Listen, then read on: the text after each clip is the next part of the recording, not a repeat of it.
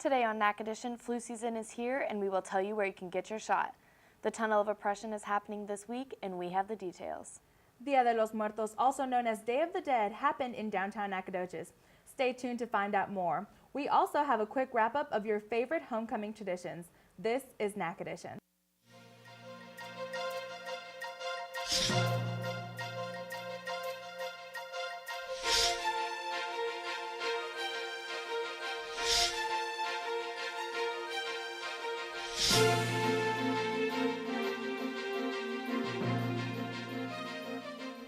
Welcome to Nac Edition. I'm Nadia Lahana. And I'm Audra Bridges. Homecoming Parade is a fun and cherished tradition in which all students in multiple organizations have a chance to participate in. I went out to the parade to report on this historic tradition. The 2016 annual SFA Homecoming Parade is a cherished tradition that promotes school spirit all around the Nacogdoches community. Homecoming is an annual American celebration where colleges and towns come together and invite alumni back, so all the graduates have a chance to come home.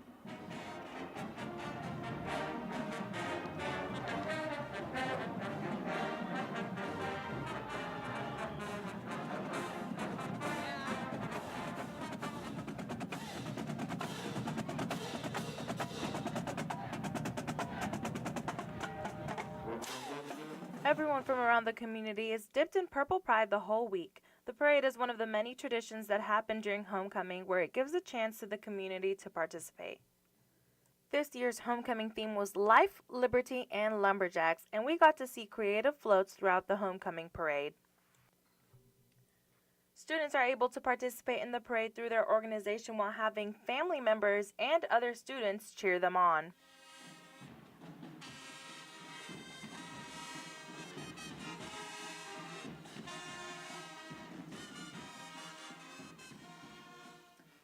A lot of local middle schools and high schools were able to march in this year's homecoming parade, along with different organizations from all around campus, which the audience seemed to really enjoy.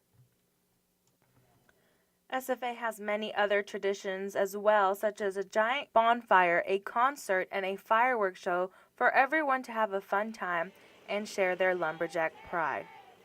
With Nac Edition, I'm Nadia Lahana. Christmas is quickly approaching and Nacogdoches is helping its community get ready for the season. This Friday, downtown Nacogdoches will be holding their Jingle and Mingle event. Shops will be open from 5 p.m. to 8 p.m. so customers can get a jump start on their holiday shopping.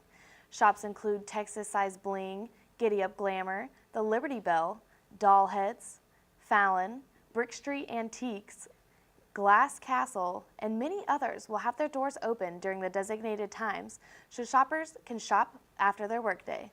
For more information on downtown Nacogdoches' Jingle and Mingle, you can visit them on their Facebook page. Today is the last day that the Office of Multicultural Affairs is hosting its annual Tunnel of Oppression event. It will be held in the SFA Theater on the second floor of the Baker Patillo Student Center from 6 to 9 p.m. This event helps to raise awareness on all of the different levels of oppression that go on in our society. The tunnel goes through many of the issues that relate to the feeling of oppression. On average, there is a student every day dealing with oppression, and it can be any kind of oppression. This event helps to shed some light on the situation and try to help the community to find a way to fight through these situations. Oppression comes in many forms. It is more than just physical, it's also mental. Everyone is encouraged to attend. It is a great opportunity for people to realize that if you are feeling oppressed, you are not alone. November is officially underway, and with the time going back and the temperatures steadily dropping, residents and students need to prepare for the season's changes. Alexis Willis has more with where you can get your flu shot today. With the weather dropping at a hasty rate, the students on the campus of Stephen F. Austin seem pretty prepared to take on the November breeze, right? I love all the colors, and football season is really fun, so I love that. I'm ready for this fall season and all the colors, everything, the coffee. I love fall because of all the sweaters that we can wear, the chilly weather. I'm not a fan of cold weather, but it's like at that right, temperature where it's not cold, not too hot, and there's like a nice breeze, and especially since we're in Texas, it get too hot, so. This year's flu vaccine is sitting at a 60% effectiveness rate, making this year's vaccine pretty powerful. So question is, did everyone get their vaccine? No, I have not yet. I need to. I really have not even thought about it. I probably should, but I don't. I think they might as serious. I don't know. I guess I can since you done told me about it. Made me feel bad. It's flu shot season, and pharmacies and doctors all around are calling for everyone to go get their flu shots. The Center of Disease Control recommends that an annual flu vaccine is the best way to prevent the seasonal flu. Only injectable flu shots are recommended, and that the flu vaccines have been updated to better match circulating viruses. Head nurse of the SFA Health Clinic, Julie Farrell, is pushing for residents and students to come receive their vaccine before the temperatures continue to fall. Sometimes it's the flu, kind of depending on the news. If, when we had H1N1 and everything, everybody was very concerned about getting their flu shot, though this virus is still the same type of virus, the flu virus. So this season we've not had as many come in, though like Bryan College Station already had a large outbreak, so that brought in a few more students earlier than we usually do in the season. The university's health clinic offers free flu shots for those who do have insurance and do not have insurance. Remember, if you're 6 months and older, it is recommended that you get your yearly flu shot at the end of October. Reporting live for Nac Edition, I'm Alexis Willis. When we return, the Day of the Dead, we'll have more information on that. And we'll have more information on SFA 101 and how it's reaching out to the SFA campus. Stay tuned.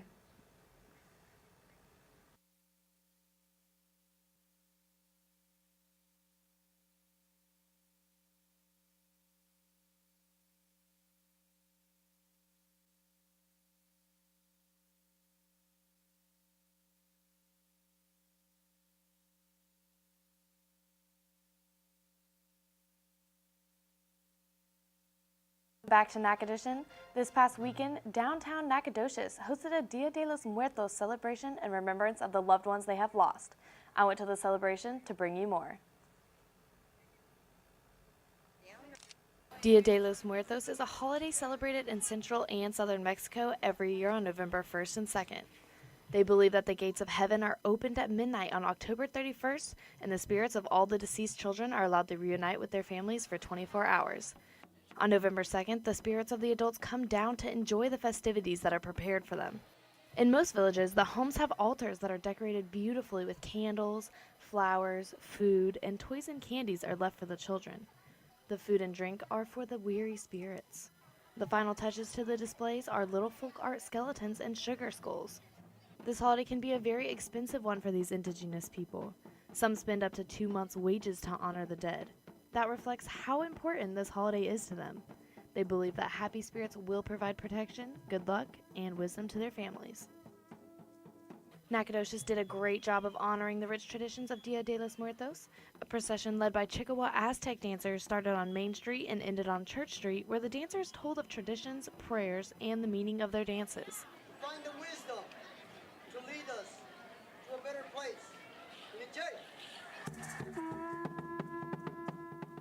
The Aztec dancers danced until the sun went down.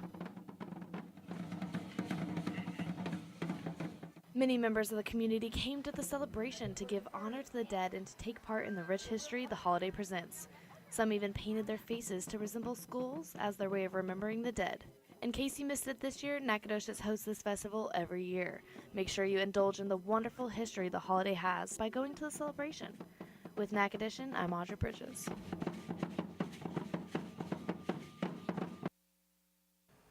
SFA 101 is reaching out to the community colleges to educate transfer students on the SFA way. Anna Jefferson has more on this story. SFA 101 has a new branch of classes educating future students about SFA life.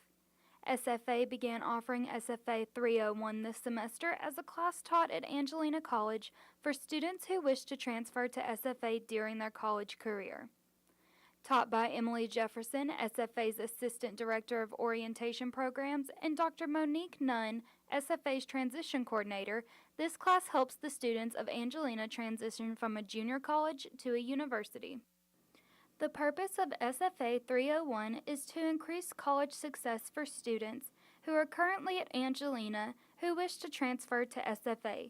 This course helps students prepare for life at SFA, helping them understand the transition from high school to college by introducing the students to expectations and opportunities of university life. SFA 301 acts as a way to connect students to the university prior to transferring. Student connection plays a large role in students' retention and ultimate goal of graduating from a four-year institute.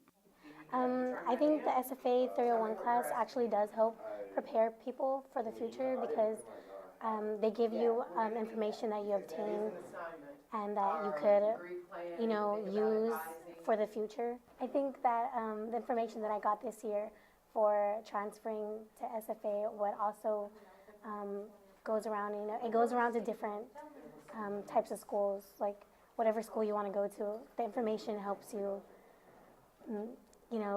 prepare yourself, and it helps you understand. Through this course, the students improve their critical thinking skills, increase their college grade point average, and heighten the likelihood of continued enrollment in college.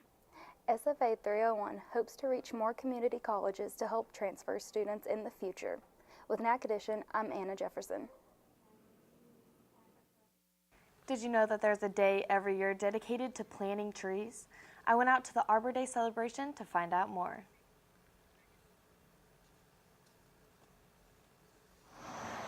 This year, the Texas State Legislature decided to host the annual Arbor Day celebration in Nacogdoches, Texas. Arbor Day is a great way for people to learn more about trees because a lot of people don't really understand what the significance of their trees in urban settings are, how much they are worth to them aesthetically and economically.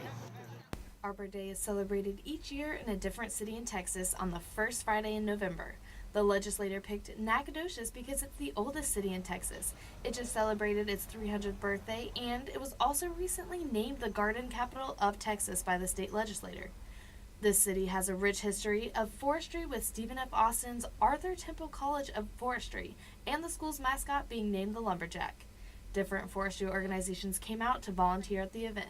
Our club is the Student Society of Arboriculture, so it's our job to volunteer at events such as Arbor Day to help bring the community back into nature. Texas has been celebrating Arbor Day since 1889. This year, they planted 300 trees to represent the 300 years Nacogdoches has been here, with the last tree being planted on Friday, November 4th at Miller's Crossing. The celebration also featured a ceremony, educational activities, and giveaways. Arbor Day is a great way to learn more about nature and your surroundings. The people of Nacogdoches were very excited to host the event, and hopefully the community learned a thing or two about trees. With Nac Edition, I'm Audra Bridges. After the break, we have Kirby Hildebrand with your forecast weather. Stay tuned.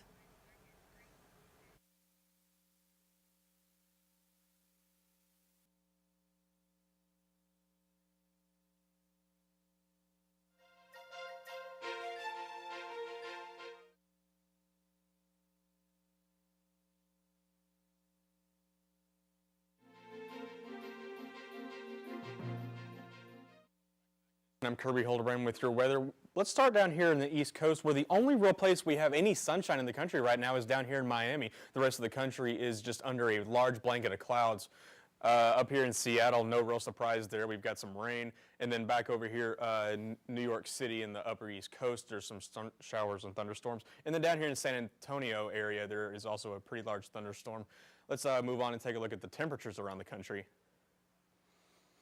As you can see up here in Seattle, we've got the upper 50s, San Francisco in the 70s, and then it is hot down in Los Angeles. It is 92 degrees over there, moving on to the East Coast. Down here in Miami, we've got in the 70s, and New York in the 50s. And then down here in Houston, we've got 70s, Kansas City up and down into the 60s, and then Minneapolis into the mid-50s. Moving on to our Texas forecast, we can see that over here in Houston, it's cloudy. Once again, we have those showers down here in San Antonio, and then clouds the rest of the way. Like I said before, the whole country really is just under a blanket of clouds, not a whole lot of sunshine out there. So then let's take a look at our Texas temperatures. No real surprise here either. We've got kind of the 50s up here in Lubbock and Abilene. Over here in El Paso, it's in the mid-60s. And then down here in Houston, it is in the 70s. Don't look for those temperatures to last too much longer. We will actually start to see temperatures decline here, as you will see in just a moment. But for right now, let's move on to our regional map. Up here in Jacksonville in the 70s, right here in Nacogdoches at 72. In Center at 72, Lufkin 74, San Augustine 72. No real surprises there. Everything's kind of the same here in East Texas with those clouds keeping the temperatures real nice and consistent. But as we will see here in just a moment, there is a cold front moving in. But let's take a look outside right now at the weather. Currently outside, it is 66 degrees and cloudy. We had some showers last night, kind of making everything wet, but then right now, there is a tiny bit of sun trying to peek through those clouds, but the clouds seem to be winning at the moment. It is a bit humid outside, so be wary of that. So that's the way it looks outside right now. Let's take a look at our 5-day forecast. As you can see, tomorrow we'll have a high of 71 and a low of 48. There's that cooler weather that I was telling you about. Friday through Sunday for the weekend, we will have cloudy skies again, highs around 70, 71. Temperatures will reach down into the mid-40s, but don't look forward to get any cooler than that on Friday. We will have 20% chance of showers, and then 10% on Saturday, 20% on Sunday. Moving into the beginning of next week, we should see the sun start to come out again with a high of 75, things starting to warm up there again, and a low of 52. Those temperatures, not really typical for November, but that's the way it is right now. Hopefully we'll see some cooler weather soon. Let's take a look at our upcoming events for Nacogdoches. So this Friday, as you heard earlier, we have the Jingle and Mingle downtown Nacogdoches. Stores will stay open until 8 p.m. so that residents and citizens can come out and enjoy a night of shopping and get into the festive spirit as we have Thanksgiving and Christmas coming up, of course. And then through November 18th, there is the Nacogdoches Trees Contest.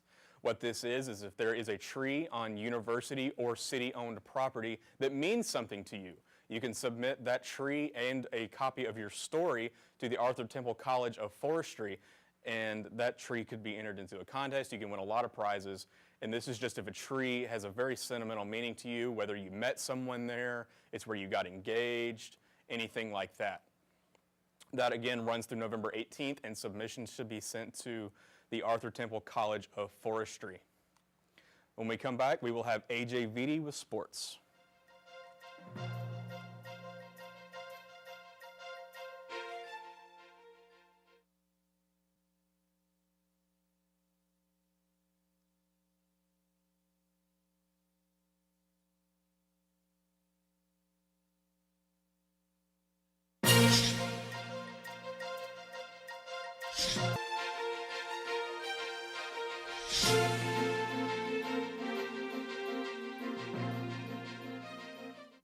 Hello and welcome back to Nac Edition. I'm AJ Vitti bringing you the current sports stories around SFA. This past weekend was homecoming, so alumni and families gathered in Nacogdoches and unfortunately had to sit through a poor SFA football performance. Coach Conk and the Lumberjacks had no answer to stop the Central Arkansas Bears this past weekend. UCA's quarterback Hayden Hildebrand threw for over 300 yards and 2 touchdowns, as well as throwing 3 interceptions. Central Arkansas had a total of 6 turnovers in the game, but still managed to rack up over 500 total offensive yards. SFA quarterback Zach Conk could not repeat his stellar 6-touchdown performance as he previously did in the week before against Incarnate Word. Conk threw for a total of 242 yards and ran for 78 yards and rushed in for 2 scores. The rushing touchdown by Conk was the 33rd of his Lumberjack career as he moved into sole possession of second place all time. The loss drops SFA to 4-5 on the year and 3-4 in Southland Conference play, as the Lumberjacks drop their 4th straight to UCA. 2 games now remain for SFA in the 2016 season, beginning with the final road trip of the season next week. The Lumberjacks travel to Houston for the 2nd time this season, facing Houston Baptist on Saturday, November 12th. Kickoff against the Huskies is set for 2 p.m. Houston Baptist is 3-6 overall and 2-4 in Southland Conference play. The SFA volleyball team had their senior night game this past weekend as they took on Southeastern Louisiana to finish off their great season at home. It took a little longer than a normal 3-set match might take, but at the end of the day, the SFA Lady Jacks volleyball team were able to get the win. Seniors Shannon Connell and Justice Walker played in their final home game in Lady Jack colors. Freshman KK Payne put down a match high of 12 kills, while sophomore Haley Coleman and senior Justice Walker added 9 more each as SFA clinched the number 2 seed for the Southland Conference Tournament by downing Southeastern Louisiana 3-0. Senior night is an emotional night for all the players on the team, the coaches, and the fans, but especially for the seniors. And for our Lady Jack seniors, it was a bittersweet experience. It's bittersweet because it's been a great 4 years. I've had a lot of fun, but it's really sad knowing that we'll never play on this court again, but it's treated us well. But you're excited for the future as well, so, I've loved every minute of it, but I'm ready to move on. Saturday's win, the Lady Jacks clinched the second-ranked playoff spot behind A&M Corpus Christi. The Southland Conference Tournament starts next week, and the seniors would love to finish their volleyball career as Southland Conference champions, like they once did back in 2014. We want to, win the whole thing, but I feel like what's important right now is for us to just focus on us, growing together as a team, building more chemistry, just more resting our bodies and all, and just preparing to go into the tournament with a lot of confidence, and relaxed as well. I think we have a lot of momentum going into the tournament. We're not like a lot of teams play really, really well at the beginning of the season, and then they get tired, but I think we're doing really well right now and resting, and I think we'll be ready for the tournament.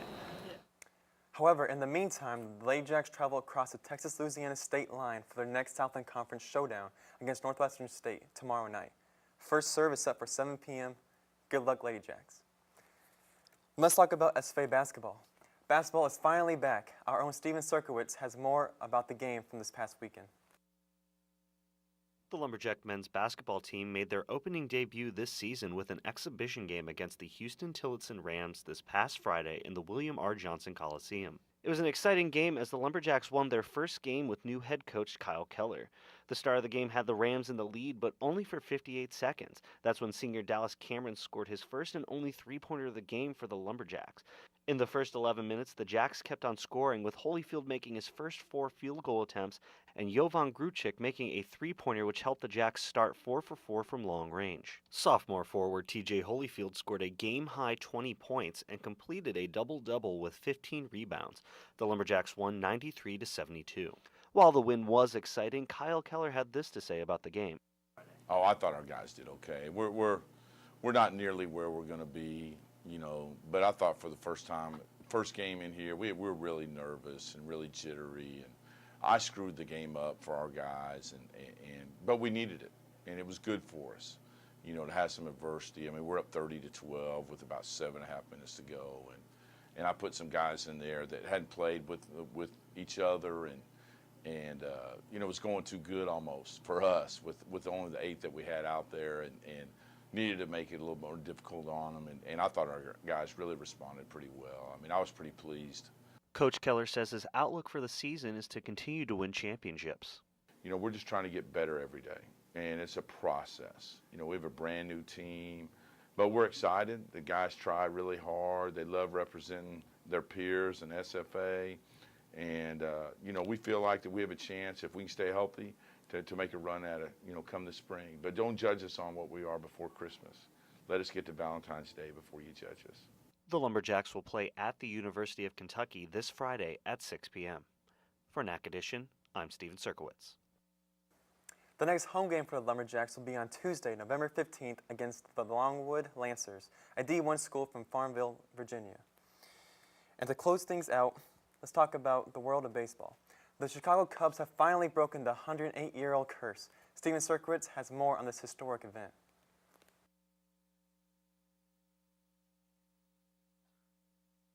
Win World Series against Miami? Yeah, it's something, huh? Who would have thought? 100-to-1 shot. Well, it may not have been in 2015 or even against Miami, but the Cubs have finally won the World Series. This is their first World Series victory in over 100 years. The Cubs took their long-awaited victory in Game 7 with an 8-7 win in extra innings. The game was tied 6-6 until the Cubs scored 2 runs at the top of the 10th inning. Mike Montgomery finished the game by getting Indians' Michael Martinez out with an infield grounder fielded by Chris Bryant. This monumentous occasion was celebrated when fans got together at Wrigley Field to celebrate the title. A victory parade throughout the streets of Chicago happened on November 4th that ended in a huge celebration. Did anybody go to work today? Did anybody go to school today? No worries, because your teachers and your bosses are all here too. The 2017 baseball season will begin on April 2nd. For Nac Edition, I'm Steven Serkowitz. Way to go, Chicago. And then that wraps it up for sports. Back to you, Nadia.